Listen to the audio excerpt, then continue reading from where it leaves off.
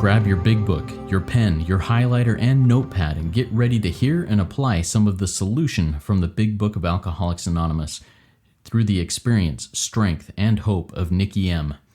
To have a question addressed in a future episode of Noodle It Out with Nikki, please send an email to noodlewithnikki@gmail.com, and Nikki is spelled with 2 Ks.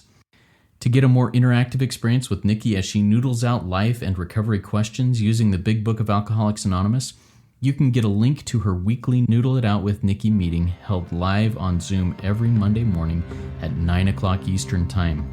The information to that meeting is in the show notes of this podcast.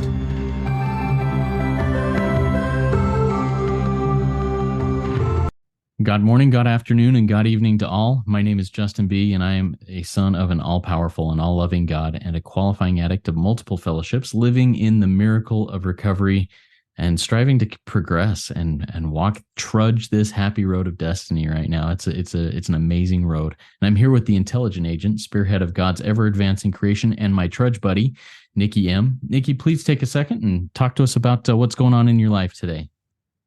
Hi, I'm Nikki M, and I love being a trudge buddy. That's cool. That's what I am. And I'm a grateful member of so many fellowships. I have a new slogan, everybody, and you can borrow it. This is what I want to put out real quick. I'm Nikki M, and I have a new slogan, and it's called Lifestyle for a Lifetime. And we do it one day at a time. There we go. I love that. I was trying to find that unmute button there. It wasn't responding. That's awesome.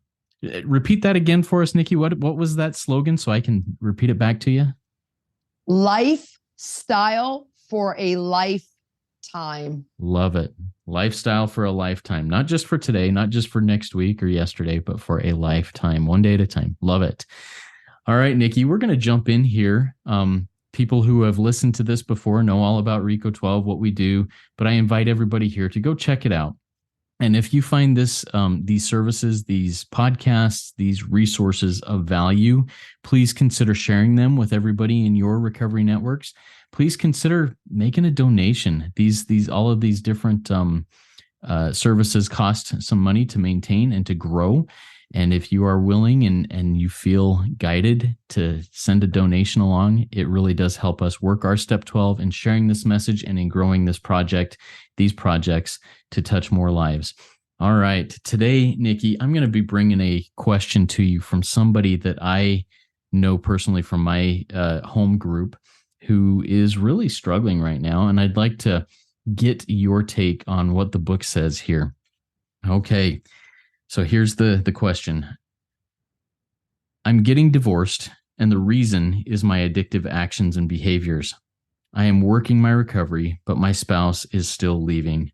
I am trying to see my soon-to-be ex-spouse as a child of God, but it is so hard when all they do is cut me down and take all of my belongings. How can I forgive and be at peace with them and self? What does the book say? Well, the book says a lot about this because I want to remind everybody, this book is about relationships.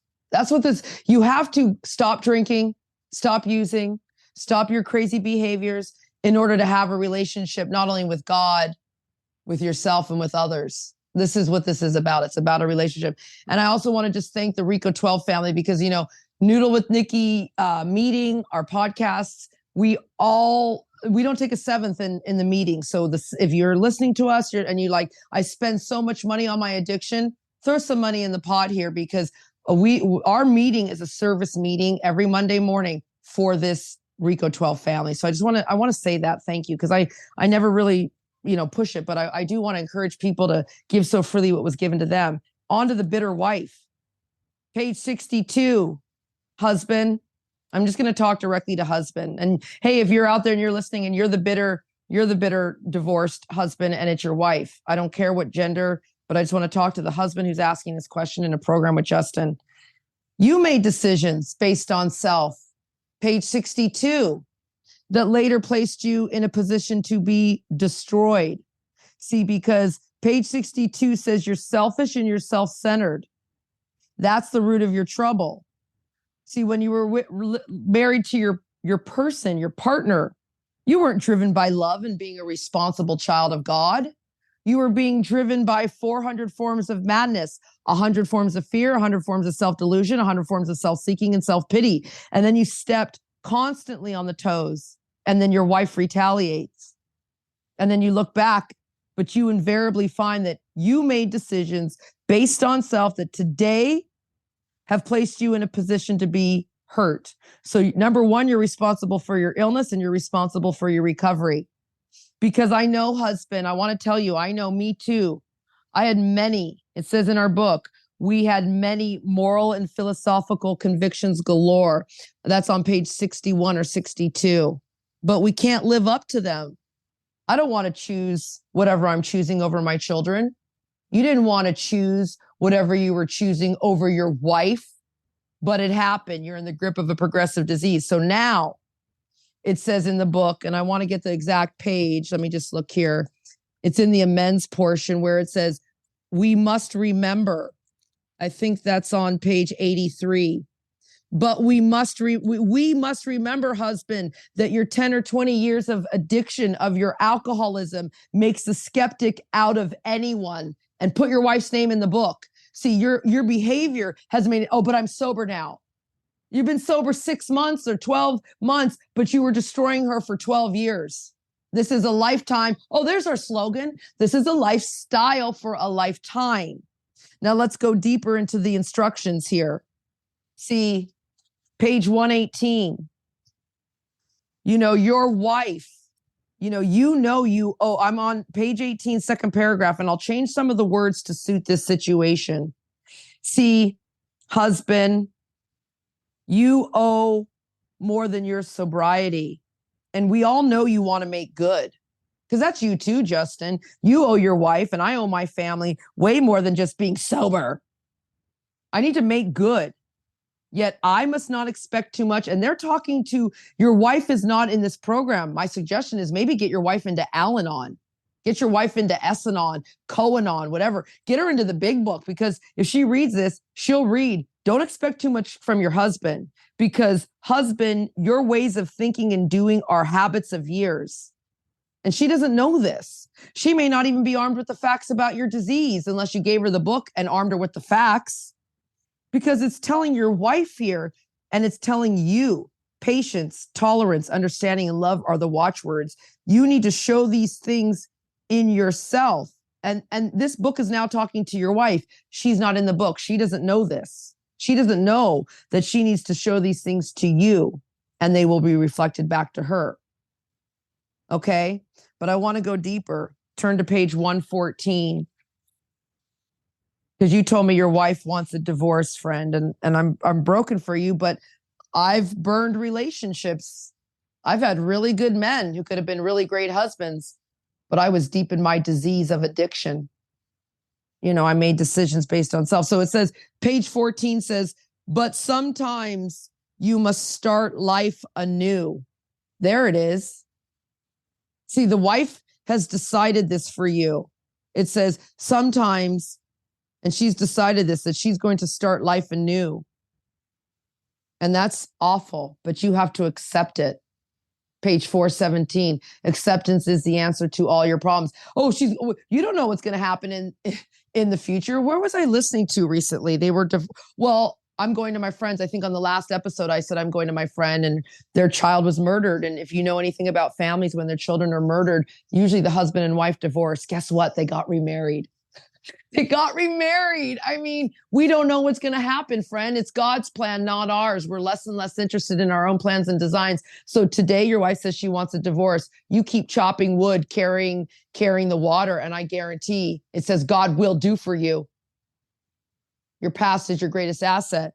So I want to go further on, go back a little bit on page 114 where it says, the power of God goes deep. See, friend, you need to show up no matter what, because I'm going to even go deeper. Page 98, Justin and I, because you said, what do I tell my friend in the room? His wife's leaving him. Well, we told you what to tell him, that, his behavior makes a skeptic out of anyone. He made decisions based on self. So that's page 83, 62. We talked about showing love, patience, and tolerance. I don't know if they have children, but he's going to be an ex-wife. He's got to show up and not fight. We cease fighting anything or anyone. But I need to go here to page 98 because my sponsor had to do this when the man I love didn't want me anymore. And I was going to kill myself and kill him. And that's illegal in Canada, everybody. So here we go. I'm to burn. This is what we do, Justin, when our friends come to us. You said a guy in your meeting is having this experience. We are to burn the idea into the consciousness of every man, woman, that they can get well regardless of anyone.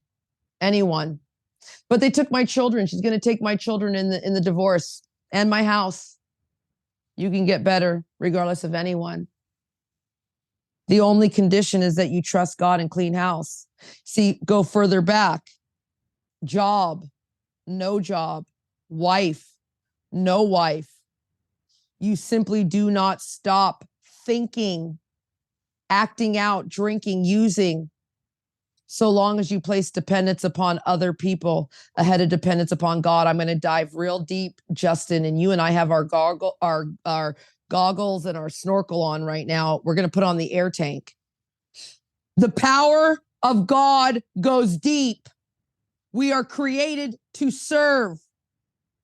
We have to toe the line. We must believe our book. We must follow these directions, or what are you doing here? So job or no job, I'm going to burn into anyone's consciousness that is listening to this, that we are here to serve God's people. This is radical. I made decisions based on self that have placed me in a position to be destroyed. I need to put on my big girl pants and I need to accept this lifestyle. I need to, page 59, live in the now. And I need to, page 117. This is what I'm going to do after I burn into the consciousness. I'm going to urge you to do our program for nothing. No human, no wife, no child, no money, no nothing will be so helpful to your ex-wife, to the human race. Nothing can help you as the radically changed attitude that God, nothing will help you except the radically changed attitude towards the humans, towards your ex-wife, which God, the spiritual principles, the power of love and acceptance and tolerance and getting humble and accepting life on life's terms will show you how to have. This is tough, Justin, because as I read these things, I'm reminded, and this is why I don't leave. I am beyond human aid. I will not make it. I will not make it. And I don't want to lose any more, Justin. I want to live. I want this lifestyle for a lifetime. Nikki, there was some such powerful stuff in there. I'm trying to put myself in the shoes of this fellow and say, but, I'm going to say all these yeah buts. These are all great, but my situation is different. I am losing everything. I'm doing all that I can, and my spouse is not doing their program and not trying to heal. Now, what do I do? If it's a one-sided street, is it any different? And if so, what and how? All right. Well, here it is. Let's just read this, sir, because you're the husband, and I love when we role play, in a healthy way, Justin, obviously. I mean, everyone listening, we're not a glum lot. We have a good time. We're here pretending and getting into scenarios, which are not even pretending. This is all real life scenarios for all of us. But it says here, page 568, we find that no one, but Nikki, I'm different. Well, the book says on page 22, our behavior patterns vary. So right. Yeah, your behavior patterns vary. They may not look like me and Justin, but page 568 says that we find that no one, but I'm different. It says no one need have difficulty with the spirituality of this program. This is a program. We are going to reprogram you into believing that you are an intelligent agent spearhead and you need nothing but the power of God. And here, I don't care what God it is. That's the cool part. Anyone and everyone, pick your own God. Nikki's using the word God again. Okay. Creator of the universe, intelligent. I don't care what you call it. I don't know what even to call it. This just love, this program of love. But this is where I want to go. You have to be willing. So if I hear a yeah, but bye-bye, because you said you'd answer with a yes or no. Are you willing to do this? Yes or no? Yeah, but Nikki, I'm different. No. Yes or no, sir, madam.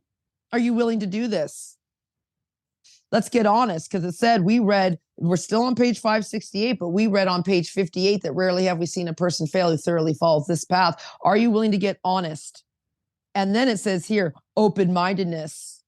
Because Justin, you and I, our brains are exploding as we do that roundtable with David G, who says, we have to sweep away our old prejudice. I think he says our ideals. When we read that the other day in the doctors, our brains were exploding when he was, mucking that up with us. Like, this is serious. Your ideals must be grounded in a whole new concept, open-mindedness. Sweep away everything you've ever known. But you don't understand. Oh, we do.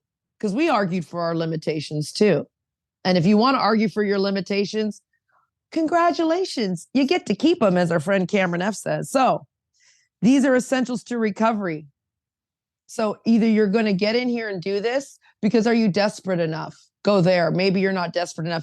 You just told me your wife's leaving you. I would hope that you're desperate enough. Page 25 says there is a solution. So if you're going to argue, it says here, none of us liked the self-searching. It says none of us like it, but we do it. We do it. So do it. I don't want to hear you arguing. Do it.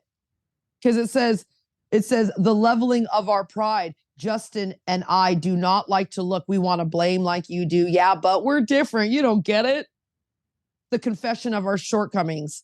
If you're in our program, I'll just go simple. 7 deadly sins. That's me and Justin. You're no different than us. I'm different. No, you're not. 7 deadly sins. The process, this is a process, not an overnight matter, requires for its successful consummation. So you have to complete consummation. Hey, if you haven't consummated your marriage with your wife, you might not even be married, but I'm sure you did. Okay. So you have to consummate this program by completing it and finalizing it. And when you do, you will see that it works in others, and you will come to believe. You will come to believe in the hopelessness and futility of life that we have been living. So we approached you, new friend, and the problem's been solved in us. So there's nothing, and you heard me say there's nothing. I've said it twice in this podcast. Nothing on page 25, nothing on page 117, nothing for you but to pick up the simple kit.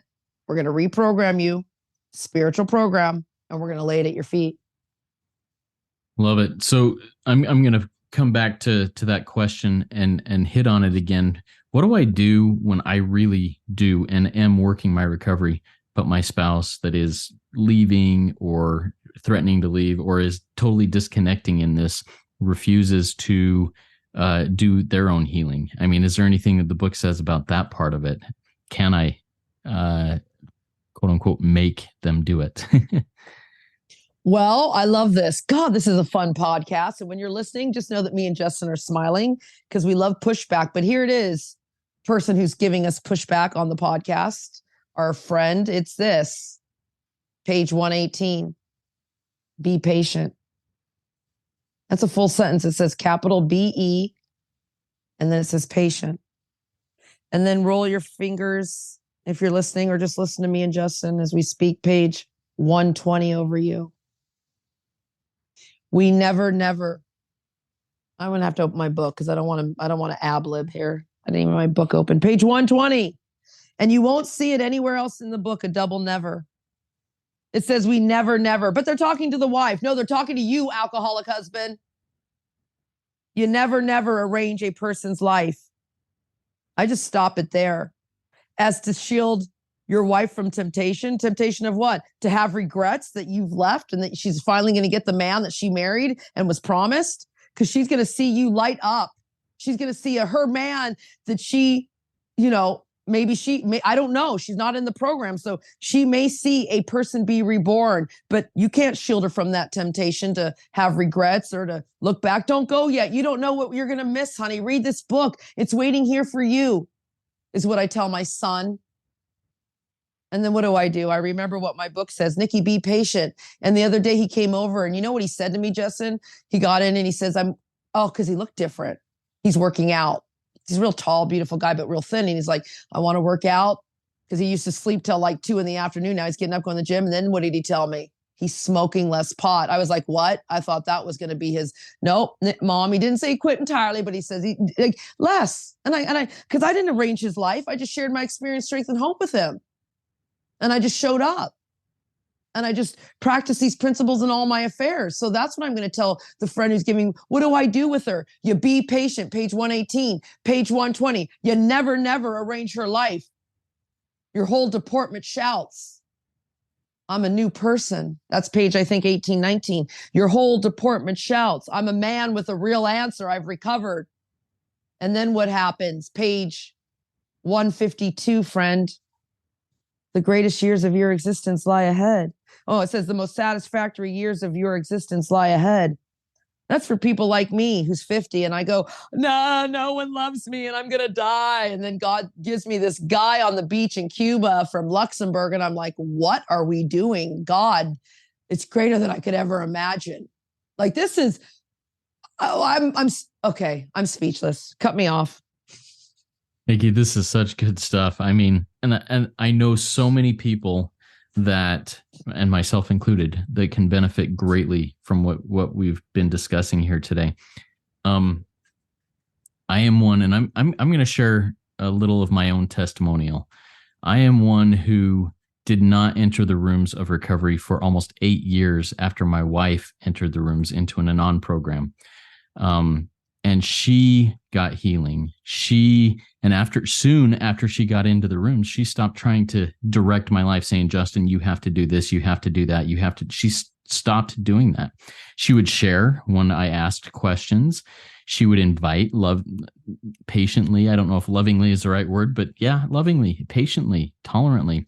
She got the answer for her own situation, and she stopped blaming me for her problems.